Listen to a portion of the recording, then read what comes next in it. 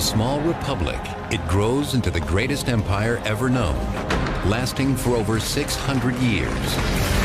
At its height, it stretches from London to Baghdad, projecting its power with the first professional army and creating the model of Western civilization. And yet, when the empire begins to falter, it collapses with shocking speed. It takes only 100 years for the imperial edifice of Rome to vanish like smoke, swept away by the barbarian invasions. How did it happen?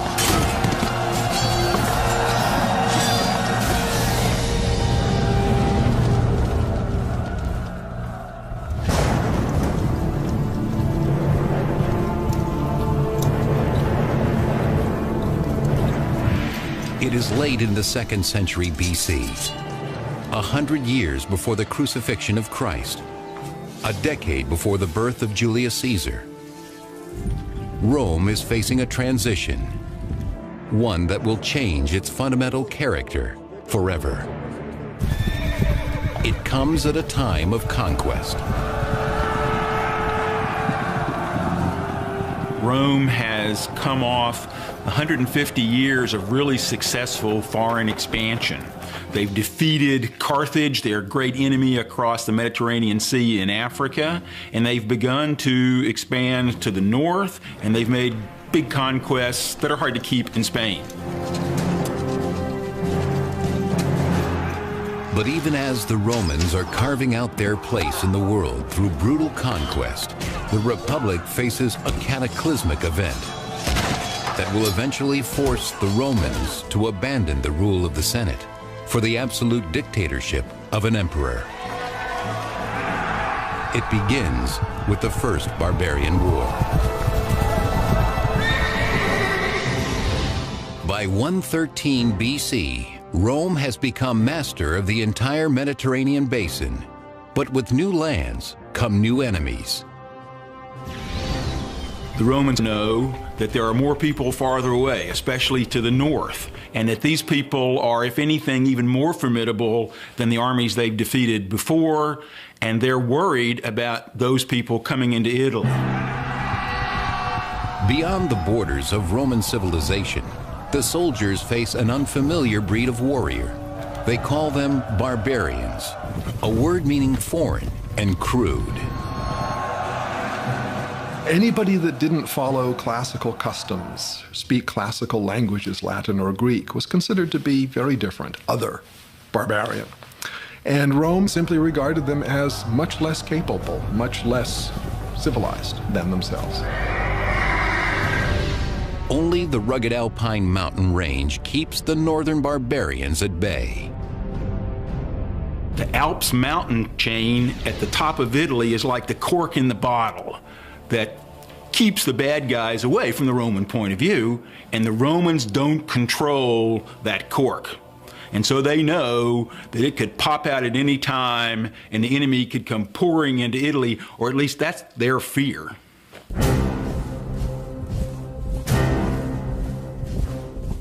Against this growing barbarian menace stands the Roman army, a volunteer militia which prides itself on being well-ordered, well-trained, and well-armed. An individual Roman soldier would be wearing metal and leather armor, a helmet, something to protect his chest. All of this armor together could weigh as much as 60 or 70 pounds, half his body weight. The burden of Rome's expansion falls squarely on the shoulders of these battle-hardened men. But back in the capital, it's the wealthy government officials who reap the benefits. Rome is not an empire yet, but a republic ruled by the Senate. At the top of the political ladder are two elected officers known as consuls. They were the highest civilian and military officials in Rome. Above all, their responsibility was to lead the army, because national security came first. But they were also, because of their tremendous prominence, very important in setting the agenda for politics, for legislation, for reform. The Though the Roman Republic embraces democratic ideals, all men are not created equal. Soldiers may win the battles for Rome, but they dare not hope to achieve the position of consul. The highest office is reserved for members of Rome's most important families, like Gnaeus, Papirius, Carbo. A very small number of families dominated the elections to become consul. This is part of the belief that Rome really needed the kind of honor that came from a long, distinguished family history. Now, as Rome expands, this honor is no longer based on merit, but on money. What's happening in Rome is, as Rome conquers more territory, more wealth is going to flow into the city. And there's a sense that wealth is going to demoralize the citizen body and the aristocracy both.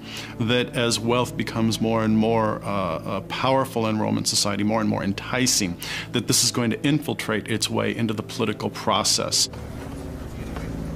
By spreading around his wealth, Carbo can buy his place as consul. In terms of campaigning, one of the things that you'll find as you go on later in the Republic is the system becomes extremely corrupt. You have people bestowing all sorts of largesse, any sort of little kind of gifts or remuneration in order to get your vote. But in the north, a dangerous new tribe, the Cimbri, is on the move. From their home in northern Europe, they journey south toward Roman territory. Completely uncivilized, the Cimbri radiate terror, according to the famous ancient biographer Plutarch. They were believed to be German tribes based on their great size, the light blue color of their eyes, and the fact that their name, Cimbri, is the German nickname for plunderers. Led by the great warlord Boiryx, the horde leaves a smoking trail of destruction in its wake. They were characteristic Iron Age peoples.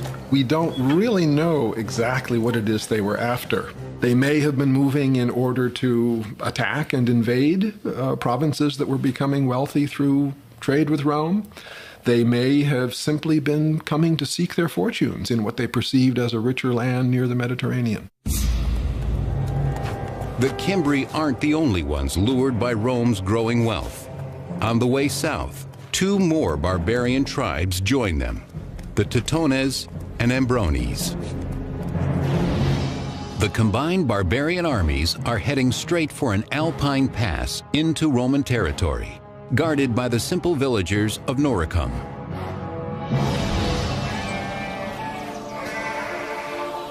Though Noricum is not a Roman territory, its proximity to the Roman border ties its people closely to the Republic. Noricum is the area that we would say today is essentially Austria. The people who live there are the Norici, and therefore the territory is named after them. The people there, the Norici, controlled the Alpine passes. Romans also rely on the Noricans for trade, as their skills working in precious metals and iron are well known. What the Noricans actually have available in the way of raw materials is gold, silver, and salt. Mineable salt in the Alps is a major industry. So the Romans truly needed large quantities of salt for preservative, and they had to have that. And they had to have it all the time. The Norican villages provide an irresistible target to the merciless Cimbri warriors. Hungry for loot, they are rapacious and heavily armed for the raid.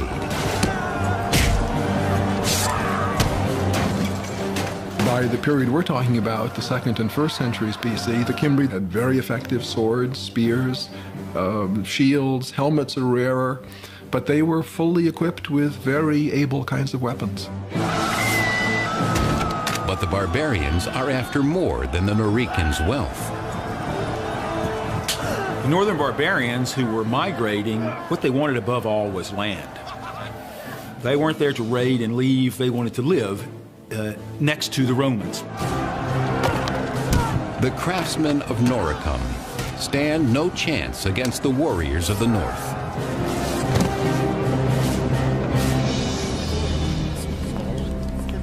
The Noricans send an emissary to their allies in the Roman Senate, begging for help against the vicious Cimbri invaders. They seek out the aristocrat Carbo, whose politicking has finally paid off. He now holds the post of consul, the most prestigious office in Rome. Carbo orders his aide to begin preparations for war. He has just 1 year to win the glory and riches that come from battle. We're talking about needing to show the qualities of leadership through a display of manliness. And a display of manliness meant success on the battlefield. Generals not only feathered the nest of themselves and their families, but of all their supporters. Carbo takes the challenge, leading his troops to Noricum. Despite an utter lack of experience in the ways of war, he is eager to prove that he is more than just a wealthy senator. He arrives in Noricum, backed by the men of the Roman army. After a century of victories, they exude confidence. The Cimbri claimed they didn't know that they were in territory that they shouldn't have been in. They sent ambassadors. The barbarians have never seen such a well-equipped and disciplined force. The warlord Boyrix tells Carbo his people only wish to return home peacefully. Carbo agrees to let them go. But there is little glory in a truce. The Roman general devises a plan to force the victory he so badly needs. Carbo pretended that he was going to negotiate, and then he sent his troops on a shortcut to attack the Cimbri before the ambassadors could get back, thinking that his sneak attack would work.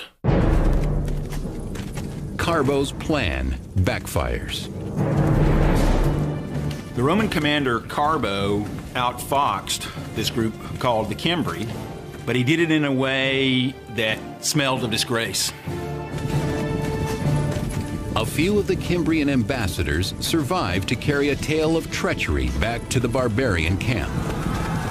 Furious, the barbarians swear they will never leave until they exact bloody revenge. Classical biographer Plutarch. Their courage and daring were irresistible. They rushed into battle with the speed of a raging fire. Nothing could stand up to them.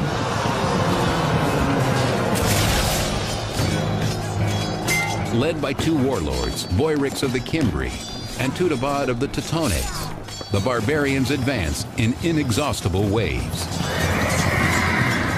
The archaeology tells us that they had very good weapons, not inferior to Romans. It tells us that they had real military organization with infantry troops, with officer corps. So we can tell quite a bit. Certainly we can tell much more than the Romans seemed to understand until it was too late. Consul Carbo suddenly finds himself far from the comfort and privilege of Roman politics. Here, the language of power is spoken in steel and blood. As consul, chief war magistrate, he fails miserably. Because the chief war magistrate is only out there for a year, it's very frequently amateur hour out there on the field of battle. So you end up with very frequently inept leadership in a very important position, and on occasion results in disaster for the Romans. The battle for Noricum is such a disaster. The Romans were in the end saved from being pushed over the cliff into the hell of utter destruction only by a giant storm, lightning, thunder, and rain. Knocked from his horse, Carbo struggles to flee from the deadly chaos. He escapes the battle only to commit suicide, for he has disgraced himself and Rome in the eyes of the gods. God saved the Romans, but only just, and only after many, many had been killed. What did that mean? It meant the gods were unhappy at the way the Romans behaved. And yet the Romans cling to the notion that only the aristocrats can lead them to victory. The Romans believed that old meant good, new meant dangerous. So they, for their politicians and their leaders, they preferred people with a long, distinguished family history. Over the next decade, a string of nobles, all armed with more arrogance than skill, lead armies north to protect Rome's province in Gaul. They meet the barbarians at Tolosa, Bertigala, and finally Arausio, present-day Toulouse, Bordeaux, and Orange, France. In each instance, the barbarians completely rout Rome's heralded legions. The Romans had their particular formal ways of fighting. If we think of the beginning of the film Gladiator, that's a perfect representation of how Rome liked to fight. Take hours to set up everything in the battle order and then launch the attack. In contrast, the barbarians' counterattack is unpredictable and devastating to the Roman lines. You have these lines of men, and if the person next to you goes down, the person behind will step into that gap. And death would be much, much more intimate.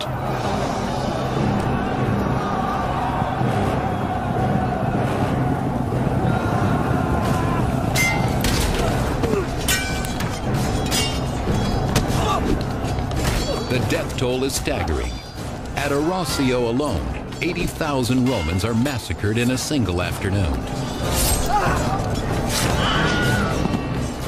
When an army lost its cohesiveness, then the men were literally like fish in a barrel to be picked off at leisure by the other side. So when a side has been defeated, then the victors, they just slaughter them one by one, with no danger to the people doing the slaughtering. It's not a battle anymore, it's a mass execution.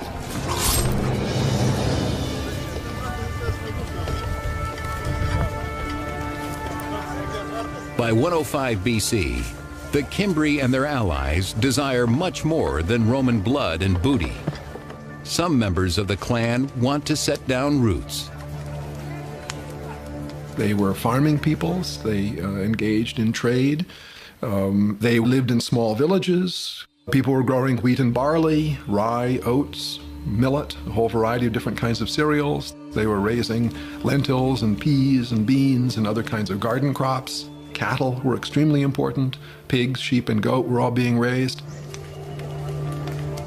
This new domesticity alarms the Romans. To their minds, the only thing more threatening than a barbarian warrior is a barbarian woman.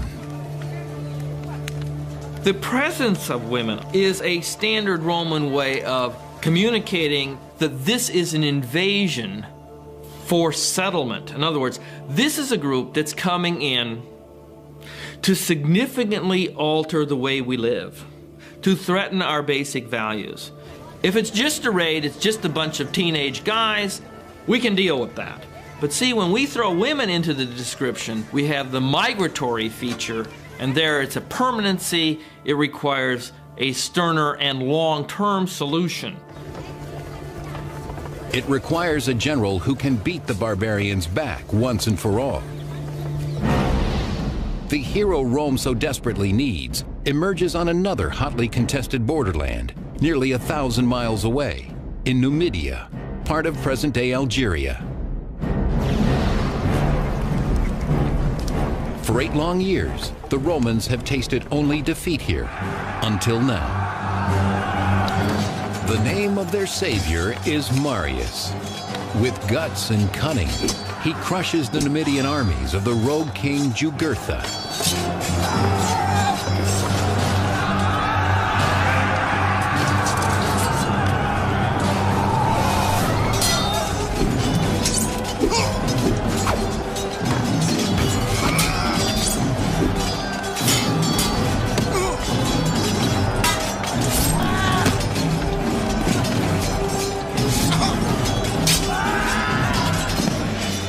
Rome needed great soldiers, and Marius was the greatest Rome had yet seen.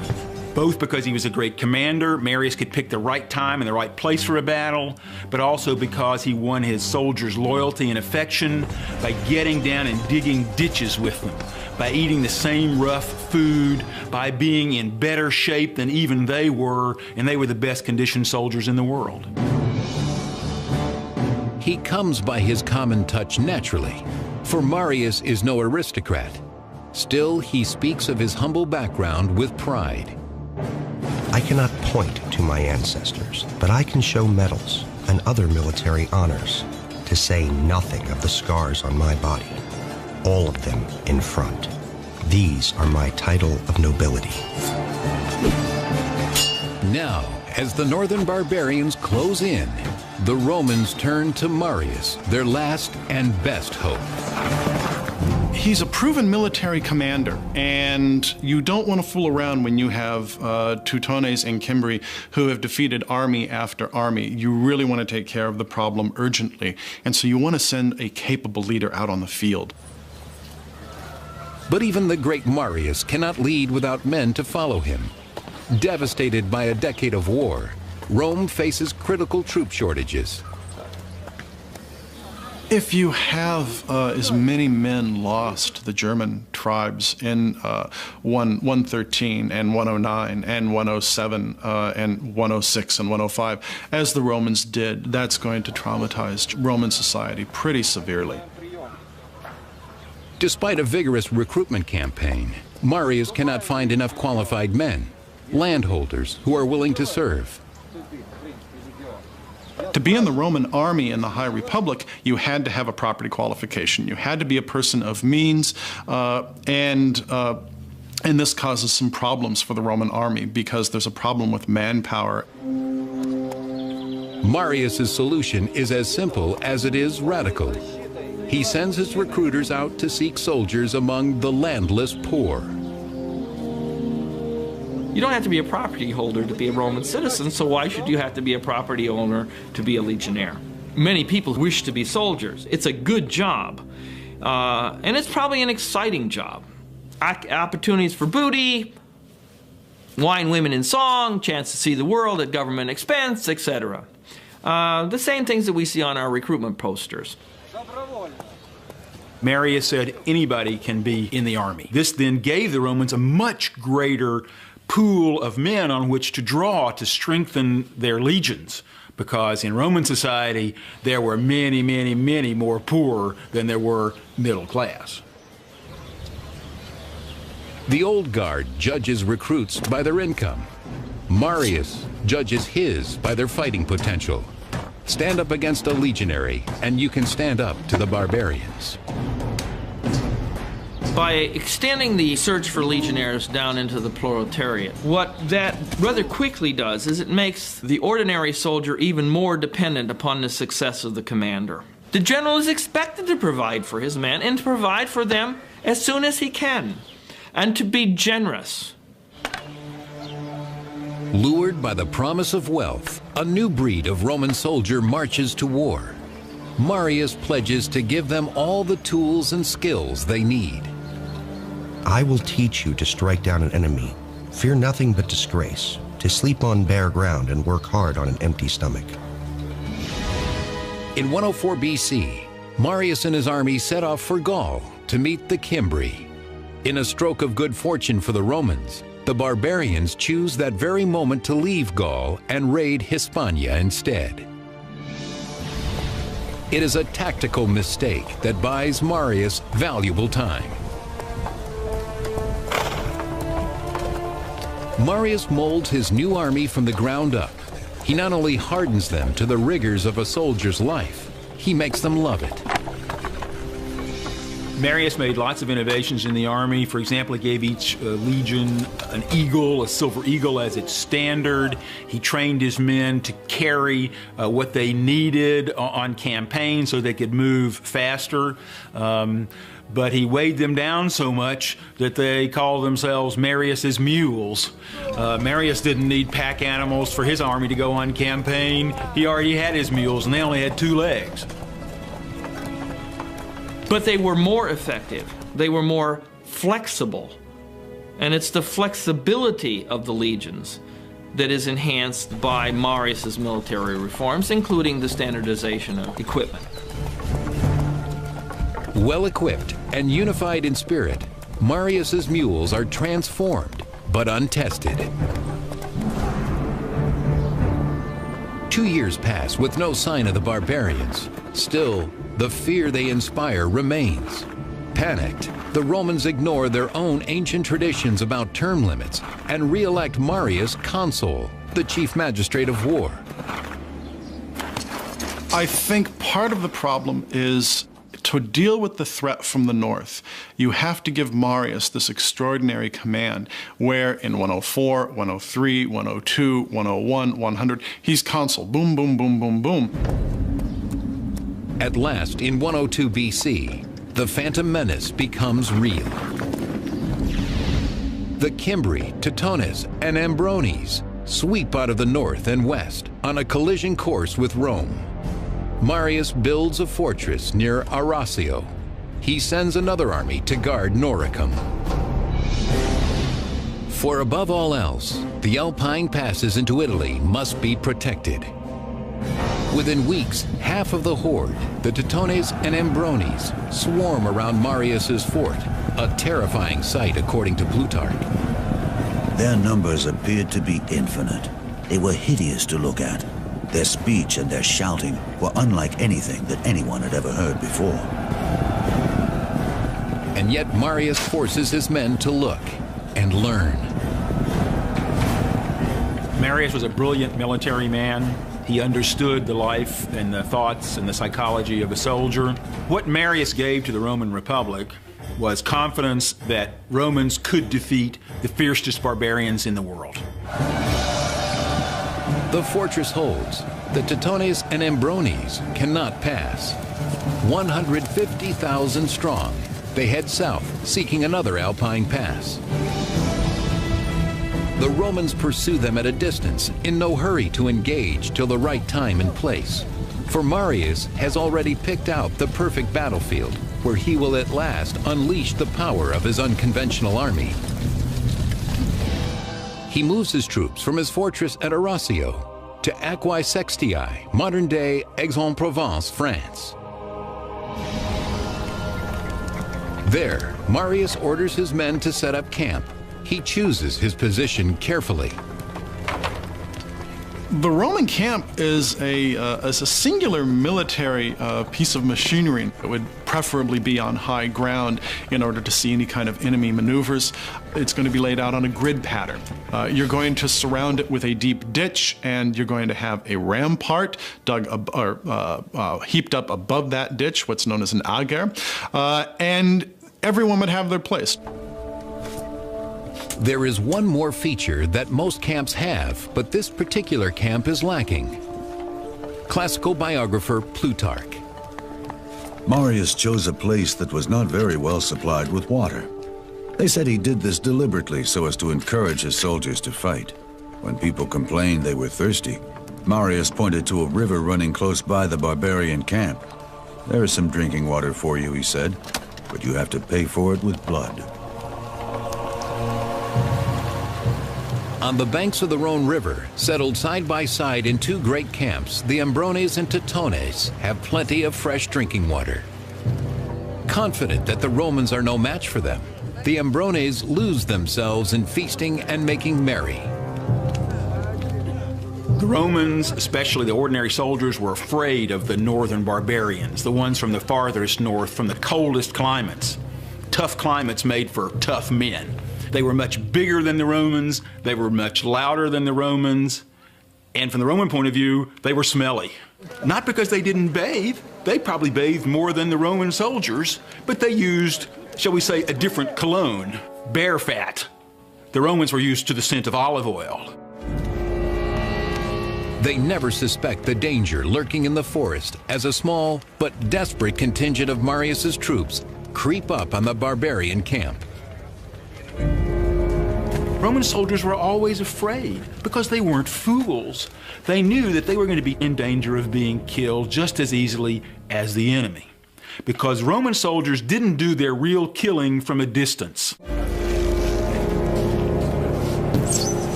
Marius's mules throw themselves into the skirmish, but the barbarians swiftly rally in overwhelming numbers. Just as defeat closes in on the Romans, Marius orders reinforcements into the fray. Re-energized, the Romans push the Ambrones back to their camp. There, the battle takes a strange turn, as Plutarch reports. The women came out armed with swords and axes and making the most horrible shrieking.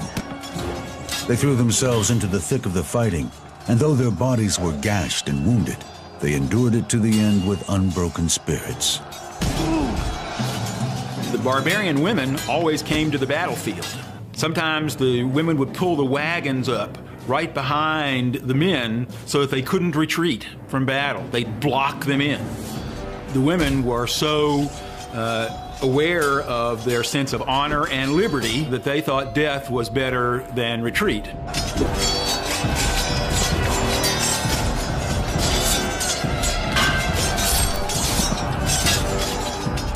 The Romans thought that these women were unbelievably brave, unbelievably courageous. They thought these barbarians were the ultimate risk takers. By bringing their family to the battlefield, they're putting everything on that one roll of the dice. We win or we die, and that means all of us, men, women, children, babies.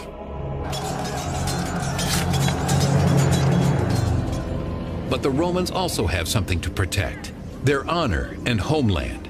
With the skills that Marius has taught them, they earned their first victory over the German invaders in more than a decade.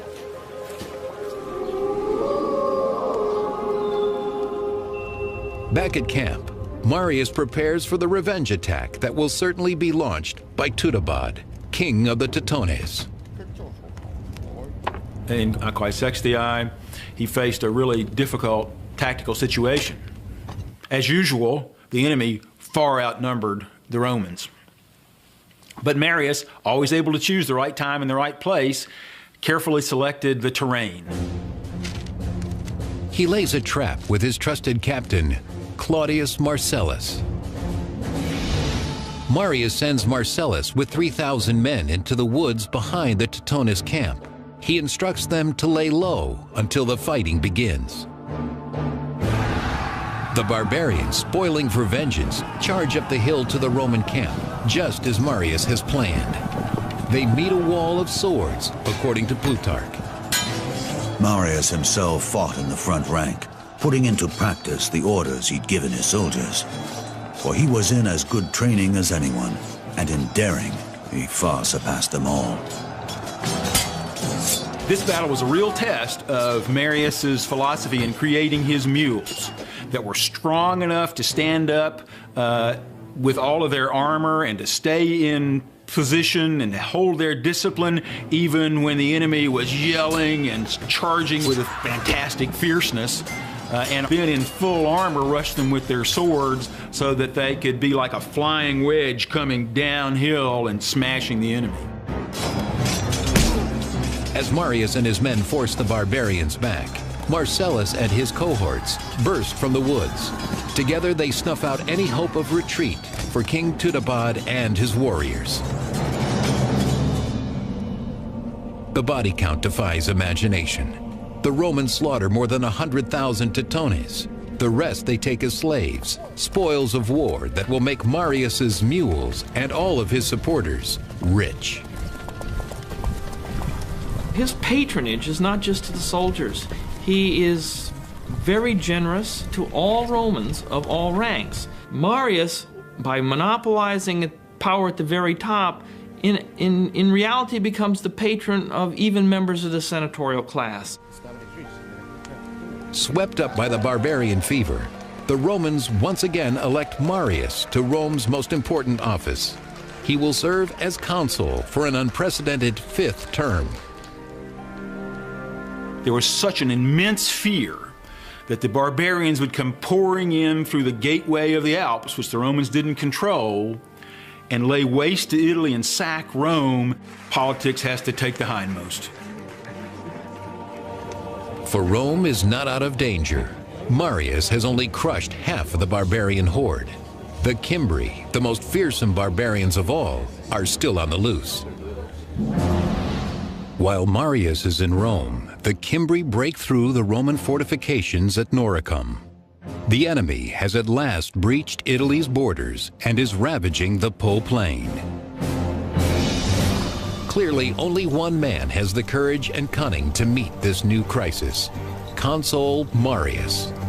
From Rome, Marius rushes north to the Po Plain, vowing to eliminate the barbarians once and for all. When Marius arrives in the Roman camp, the Cimbri send him an envoy. They come not to attack, but to make demands. The Cimbri come to him and say, "We want land. That's what we want. We don't want to fight. We want land just like the land you gave our neighboring tribe there across the mountains in France." The Cimbri apparently haven't heard about the disaster that has befallen their Teutonic comrades. So Marius, with a crooked smile on his face, a smirk maybe, says to them, "Oh, you don't have to worry. Your brothers, they already have their land. We'd be happy to give the same land to you," meaning your graves in the earth. In disbelief, the Cimbri demand proof, according to Plutarch. Marius mocked, "But your friend is right here. Please don't go without saying hello to him." And he ordered Tudabad, king of the Teutones, to be brought forward in chains. Marius will cut no deal with the Cimbri. Their envoy leaves, swearing to take revenge for their fallen allies. Despite Marius's recent victory over the barbarians, the Romans are still vastly outnumbered by the fierce northern warriors.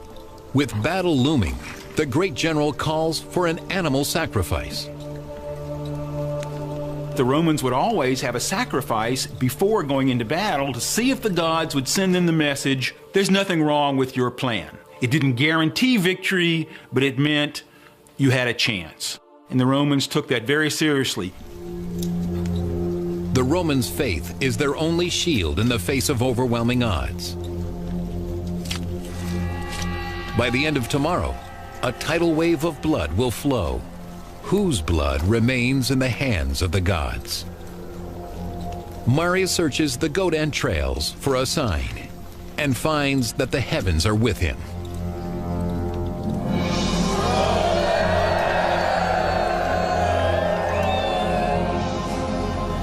In 101 BC, all Rome holds its breath as two mortal enemies meet outside the hamlet of Vercelli, Italy.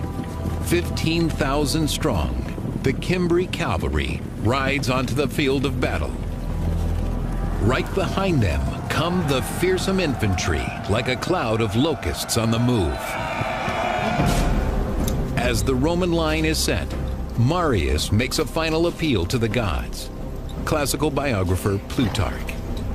Marius washed his hands and, lifting them up to heaven, vowed to make a sacrifice of 100 beasts should victory be his. Altogether, the Romans number a little more than 50,000 men. They face at least twice as many Cimbri. It's the Romans' worst nightmare, but Marius outsmarts the enemy. He gets his troops in position first, so that the sun will rise behind the Roman soldiers. When the sun gets to its full power, it reflects off the Romans' shiny armor, and the barbarians think that the sky is on fire, like the gods have sent lightning bolts to help their enemies. Sensing the Cimbri's sudden anxiety, the Romans attack.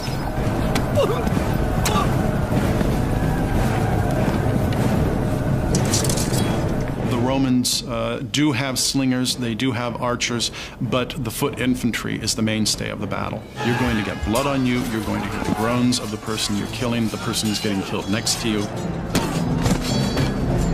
You can't tell what's going on behind you or to the side of you because you're wearing a helmet. You can hardly hear and you can only see straight ahead.